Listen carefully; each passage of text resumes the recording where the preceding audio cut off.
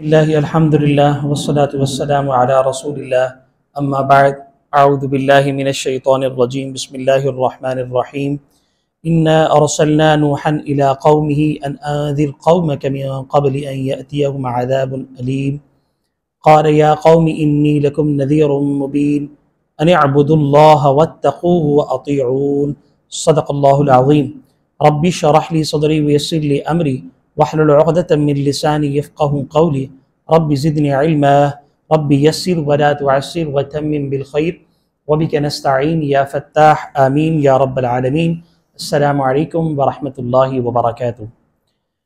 नाज़रीन व सामिईन, इससे कबल पहले दर्स में हम सूरत नूह की इब्तदाई पहली आयत का आप यूँ कह लीजिए एक खुलासा या दर्स कुरान आपकी खिदमत में पेश किया था। इसी को मैं चाह रहा हूँ कि कंटिन्यू करूँ, क्योंकि बसा औक़ात ऐसा होता है कि जब इंसान दावत देता है तो या तो फिर उसके अंदर कुछ कमज़ोरियाँ होती हैं जिसकी वजह से दावत का जो मामला होता है वो आगे नहीं बढ़ रहा होता। एक सूरत तो ये मुमकिन है, दूसरी सूरत ये मुमकिन है कि बसा औक़ात इंसान दावत तो अपनी मेहनत और दीगर जो वसाइल हैं उनको लगा के दे रहा होता है, लेकिन वो मामला आगे नहीं बढ़ रहा होता। तो दूसरी सूरत आजमाइश भी मुमकिन है। पहली सूरत तो ये मुमकिन है कि हमारी जो कमज़ोरियाँ हैं, कोताहियाँ हैं, वो मुमकिन है, और दूसरी सूरत ये मुमकिन है कि तमाम वसाइल, मेहनत, मुशक्क़त और अल्लाह करीम ने जो हमें सलाहियतें दी हैं वो सारी सर्फ और ख़र्च कर रहे होते हैं, लेकिन उसका जो आउटपुट होता है या यूँ कह लें रिस्पांस होता है वो किसी दर्जे में ज़ीरो होता है या फिर वो बहुत ही कम होता है। तो बस औक़ात इंसान दिल बर्दाश्ता हो जाता है और कहता है कि फ़ायदा नहीं है दावत देने का, यानी हम जो दावत दे रहे हैं उसके नतीजे में कोई लोग इकट्ठे नहीं हो रहे। तो ये बस औक़ात चूँकि इंसान चाहता है ना कि जो मेरी मेहनत है और उसका अजर किसी दर्जे में मुझे जल्दी मिल जाए, और अगर ना भी मिले तो ज़रा ताख़ीर से मिल जाए। बस औक़ात इंसान 5-6 साल से वो काम कर रहा होता है, तो उसके नतीजे में वो जो आप यूँ कह रहे हैं रिस्पॉन्स होता है वो जिस तरह हम चाह रहे होते हैं वो उस तरह नहीं होता। तो ये एक तकलीफ़ का बायस तो बनता है, लेकिन इसमें घबराने की ज़रूरत नहीं है, क्योंकि जनाब नूह अलैहिस्सलाम का मामला आप सबके इल्म में है। इससे पहले दर्स में भी मैंने सूरह नूह की पहली आयत के ज़िमन में मुख्तसर तफसीर आपकी खिदमत में पेश की थी, लेकिन मज़ीद जो है इंशाअल्लाह मैं अगली आयत भी आपकी खिदमत में अर्ज़ करूँगा। इन्ना अरसलना नूहन इला कौमिही अन अंदिर कौमक मिन क़ब्लि अन यअतियहुम अज़ाबुन अलीम क़ाल या कौमि इन्नी लकुम नज़ीरुम मुबीन। मूसा अलैहिस्सलाम ने कहा अपनी कौम से, मैं तुम्हारे लिए एक वाज़े और साफ साफ खबर लाया हूँ। मुझे और आपको कोई खबर मिले बाहर से अचानक, अल्लाह ना करे कि खुदा न खास्ता तूफान आ रहा है, या फिर अल्लाह ना करे जलजला आ रहा है, या कोई इस तरह से अचानक आफत आ रही है, तो हम क्या करेंगे? जलजला आ रहा है, अल्लाह ना करे, तो हम क्या करेंगे? जी, तदाबीर इख्तियार करेंगे ना, हम चाहेंगे ना हम सेफ जगह पर जाएं ताकि अल्लाह हमारी हिफाजत फरमाए, और कोशिश जैसे हजरत साहब फरमा रहे हैं हम कलिमात पढ़ेंगे, ला इलाहा इल्ला अंता सुब्हानका इन्नी कुन्तु मिनज़ ज़ालिमीन, अल्लाह से मग़फ़िरत तलब करेंगे। नवाफिल अगर मुमकिन हुआ तो बाहर रोडों पे पढ़ना शुरू कर देंगे, तो अल्लाह से माफ़ी तलाफ़ी इनफरादी और इज्तिमाई दोनों करेंगे। लेकिन यहाँ जो चीज़ डराई जा रही है कि देखो कि तुम अल्लाह सुब्हानहू व तआला की इताअत यानी उसके रसूल की फर्मा बरदारी अगर करोगे तो तुम्हें इस चीज़ का खौफ नहीं। डराने किस चीज़ से आया है? डराने जनाब नूह अलैहिस्सलाम हम सब जो अल्लाह की तरफ से जो दावत का मामला है, जिसे हम इंज़ार और तबशीर भी कह सकते हैं, यानी बशारत, और इसी तरीके से अल्लाह करीम का जो खौफ इलाही है, वो दोनों चीज़ें, यानी खुशखबरी भी हम देते हैं और खुशखबरी के साथ साथ अल्लाह करीम का खौफ भी सुनाते हैं। लेकिन याद रहे कि रब्बे कायनात का जो मामला रहमत का है वो कहीं ज्यादा है गुस्से पे। हदीस में आता है जिसका मफहूम ये है कि अगर अल्लाह सुब्हानहू व तआला की जो रहमत है या छीन ली जाए, या इसको दूसरे पस मंजर में बयान किया जाए, कहा जाता है कि 99% अल्लाह करीम ने अपनी रहमत दुनिया में नहीं भेजी, 99% अल्लाह करीम ने अपनी रहमत दुनिया में नहीं भेजी, सिर्फ 1%, एक हिस्सा जो रहमत का है अल्लाह करीम ने दुनिया में भेजा है। अब जरा नोट करते जाइए मेरी बातों को। एक हिस्सा, जरा मां की ममता देखें, और इसी तरीके से जानवरों की जो माएं होती हैं उनकी ममता देखें, उनकी मोहब्बत देखें। फिर इन सारी मोहब्बतों को हम कंपेयर करते हैं अल्लाह की मोहब्बत, फिर ये बहुत नीचे रह जाती है। फिर भी अल्लाह करीम की जो मोहब्बत है, हदीस के मुताबिक मफहूम के तहत 70% उलमा फरमाते हैं 70 गुना ज्यादा अल्लाह सुब्हानहू व तआला यानी जो दुनिया की मखलूक की माएं हैं उनसे ज्यादा प्यार करते हैं। ये सिर्फ 1% की बात कर रहा हूं मैं।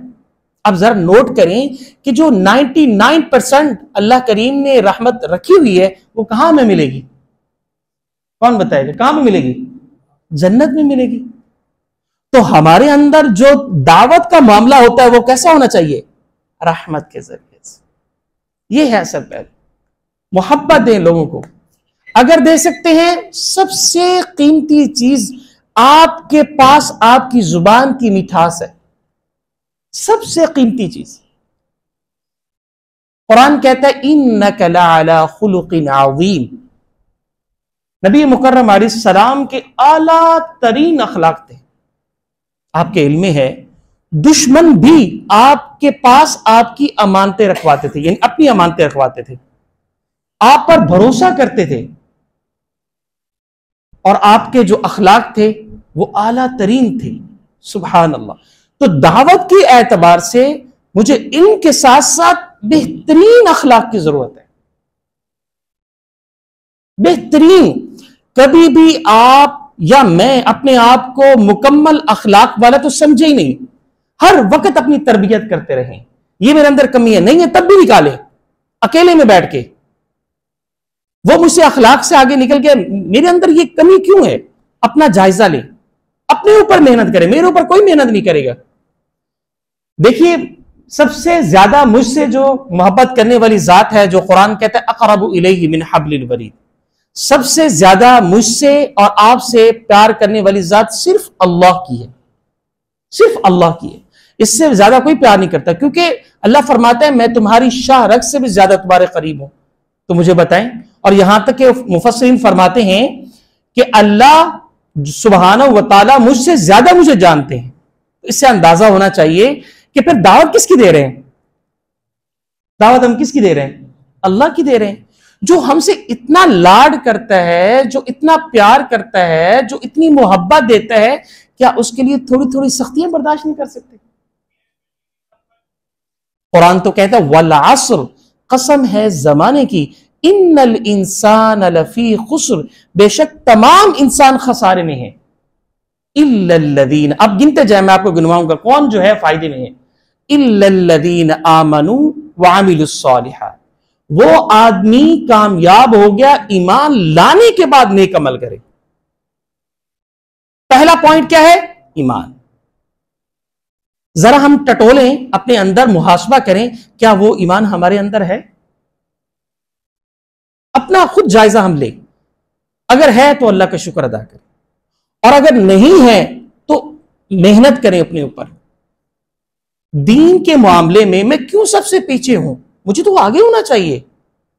दुनिया के मामले में मैं सबसे आगे हूं, दीन के मामले में सबसे पीछे हूं। क्यों? ये ईमान की कमजोरी है। पहला जो हिस्सा है सूरतुल अस्र में कामयाबी का, वो क्या है? ईमान। इल्लल्लज़ीन आमनू क्या है? ईमान। सबसे पहले हमें जायजा लेना होगा। नंबर 2 वअमिलुस्सालिहात, नेक अमल। और नेक अमल में क्या होना चाहिए? कल भी मैंने ये बात दर्स में अर्ज की थी। कहता है फअम्मा मन सकुलत मवाजीनु व अम्मा मन खफ्फत मवाजीनु। जो ईमान के बाद नेक अमल का पहलू है, उसमें रजा इलाही का होना इंतहाई जरूरी है। आपका हर अमल अल्लाह की मोहब्बत से भरा होना चाहिए। अजीब इत्तिफाक है कि कुछ हमारे अंदर एक हमारी जो है एक आदत बन चुकी है। हम कोई नेक अमल करते हैं तो हम ये कोशिश कर रहे होते हैं हमने किसी पे एहसान कर दिया, बस औकात होता है, मेरे भी अंदर होता है, मैंने कल दर्स दिया तो मैंने किसी पे एहसान किया, तो कोई किसी के ऊपर एहसान नहीं, बल्कि आप यूं कह लीजिए अपने ऊपर एहसान कर रहा है। क्योंकि जब मैं अल्लाह की दावत दे रहा हूं, वो अल्लाह मुझसे इतना प्यार करता है, तो दरअसल किसी दर्जे में अल्लाह की नेमत में से एक जर्रा अदा कर रहा हूं। कुरान कहता है सूरत अत-तकासुर, सुम्मा लतुसअलुन्ना यौमइदिन अनिन नईम, अल्लाह करीम तुमसे हर नेमत का सवाल करेगा। लाजमन, यहां ताकीद है, लाजमन सवाल होगा। अब जरा अंदाजा लगाएं, नेमत बहुत सारी चीजें हो सकती हैं, उनमें से एक नेमत आपकी सलाहियत भी है, बोलने की सलाहियत भी है। अल्लाह ने आपको इतनी सलाहियत दी है, वो सलाहियत कहां खर्च होनी चाहिए? सूरत ar-रहमान में अल्लाह फरमाता है, ar-रहमान अल्लमल कुरान, बेहतरीन सलाहियत अगर आपने खर्च करनी है तो अल्लाह के कुरान को सिखाने में लगाएं, फिर तो आप कामयाब हैं। लेकिन अगर खुदा न खास्ता आपकी सलाहियतें किसी और के लिए लग रही हैं, याद रखें कि हमें अल्लाह का सामना करना है, अल्लाह की हुजूर हमने पेश होना है। तो फिर वही आयत जो आपकी खिदमत में मैंने पेश की है, सुम्मा लतुसअलुन्ना यौमइदिन अनिन नईम, फिर लाजमन अल्लाह करीम नेमत के बारे में सवाल करेगा। तो ये है वो पहलू नंबर 2 पर, वअमिलुस्सालिहात। दावत के हवाले से जो सूरह नूह की आयत नंबर, अब मेरे ख्याल में 2 ही चल रही है, तो उसका जो पहला हिस्सा ईमान के साथ साथ अमल साले, और अमल साले में जो अहम तरीन बात है वो है इखलास, रजा इलाही, सबर, तहम्मुल, ये होना जरूरी है, बर्दाश्त। मुझे अभी भी याद है, हमारे कुछ साथी ऐसे हैं जो जब दावत देने दर्स कुरान देते थे, एक फुटपाथ पे देते थे। हमारे साथी हैं डॉक्टर मोहम्मद इलियास साहब, कराची के हैं, तो वो उनके हवाले से बता रहे थे, वो दर्स कुरान अकेले में फुटपाथ पे देते थे, कोई डर ही नहीं है। भाई किसके लिए दे रहे हो? अल्लाह के लिए दे रहा हूं, मेरा काम तो पूरा हो जाएगा भाई, अल्लाह अल्लाह खैर से। तैयारी भी ऐसी, तैयारी भी भरपूर, ऐसा नहीं है कि मैं अकेला बैठा हूं भाई नहीं। तो आज देखें अल्लाह सुब्हानहू व तआला ने उनको कबूल फरमाया, देखिए कैसे अपना वक्त लगा रहे हैं, अपनी सलाहियत लगा रहे हैं, अपना पैसा लगा रहे हैं। कहां लगा रहे हैं? अल्लाह के दीन के लिए। कामयाब हो गया वो। तो कहने का मकसद ये कि मैं जो अल्लाह के लिए वक्त निकालूंगा, ये मेरे काम का है। जनाब आयशा रजी अल्लाह तआला का वाकया वो जरा जहन में लाएं। गोश्त का कुछ हिस्सा होता है, अल्लाह के नबी अलैहिस्सलाम फरमाते हैं कि आयशा, अम्मा आयशा से फरमाते हैं रजी अल्लाह तआला अन्हा कि गोश्त तकसीम हो गया। फरमाया सारा तकसीम हो गया, कुछ हिस्सा बचा है, ये आपके लिए रखा हुआ है। तो आपने क्या जवाब दिया? किसी को याद है? वो रह गया, ये मतलब तकसीम हो गया, समझे?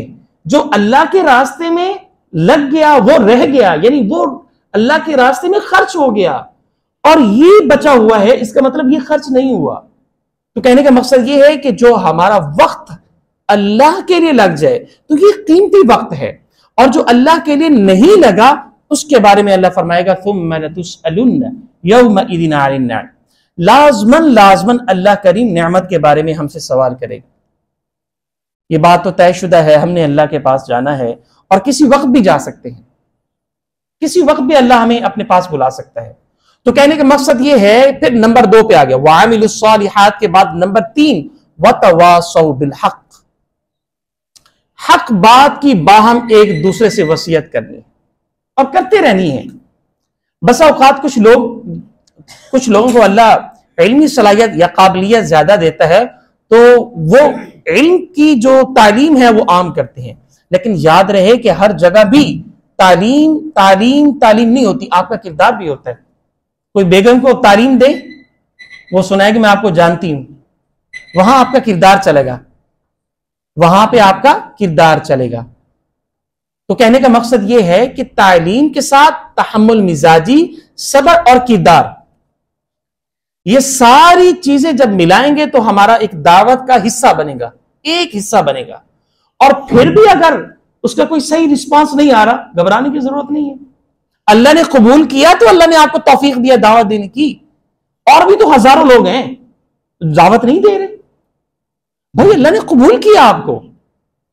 और याद रहे, एक वो आदमी जो करोड़ों लोगों के दरमियान, हजारों लोगों के दरमियान जब दर्स देता है, तो उसकी जो आप यूं कह लीजिए सलाहियत है वो एक एतबार से बढ़ती तो रहती है, लेकिन याद रहे उसमें रियाकारी का पहलू ज्यादा होता है।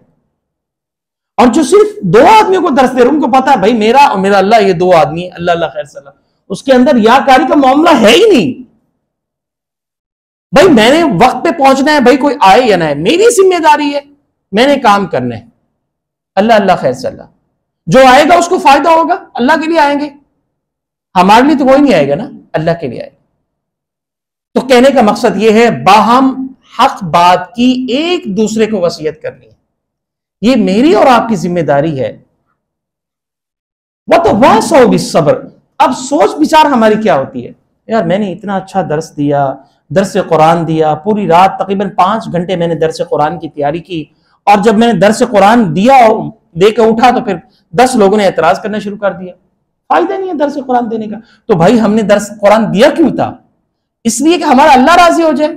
लोगों के ख्यालात तो मुख्तलिफ होते हैं भाई, कोई आपको दुआ देगा, कोई कहेगा कि आपकी इस अंदाज से मैं मुत्तफिक नहीं हूं, मुझे आपका अंदाज अच्छा नहीं लगा, कोई बात नहीं, काम तो चलता रहेगा। कबूल करने वाले कौन है? अल्लाह सुब्हान। ये है दावत का असल पहलू। दावत मेहनत, मुशक्कत, सब्र, तहम्मुल, बर्दाश्त, ये सारी चीजों का नाम है। और कुरान की वाज़ेह आयत है जो आप सबके इल्म में है, बार बार आपको रिपीट करवाई जाती है, वो क्या है? उदउ इला सबील रब्बिका बिल हिक्मा वल मौइज़तिल हसना वजादिलहुम बिल्लती ही अहसन। इस आयत मुबारका में दावत के हवाले से मुख्तलिफ स्टेजेस बताए गए हैं। तो कहने का मकसद यह है कि इन तमाम स्टेजेस को अगर एक्सप्लेन करें या वजाहत करें तो उसका वही आता है जो मैं अर्ज कर रहा हूं, 3-4 चीजें या 5-6 चीजें। तो वतवासौ बिल हक़्क़ि वतवासौ बिस सब्र। हक बात की बाहम एक दूसरे के साथ वसीयत भी करनी है, और उसका रिस्पॉन्स अगर तल्ख आए तो वह तवासौ बिस सब्र क्या करना है? बाहम अल्लाह अल्लाह खैर सलाह। ये है सूरतुल असर का, आप यूं कह लीजिए 4 पॉइंट्स पर मुश्तमिल एक दावत का पहलू, जो कि मैंने आपकी खिदमत में पेश किया है। ये तो जनाब नूह अलैहिस्सलाम का जो वाक़या है अल्लाह सुब्हानहू व तआला ने सूरह नूह में जिक्र किया है, लेकिन आपके इल्म में है कि 1,24,000 पैगंबर तशरीफ लाए अल्लाह की दावत देने के लिए।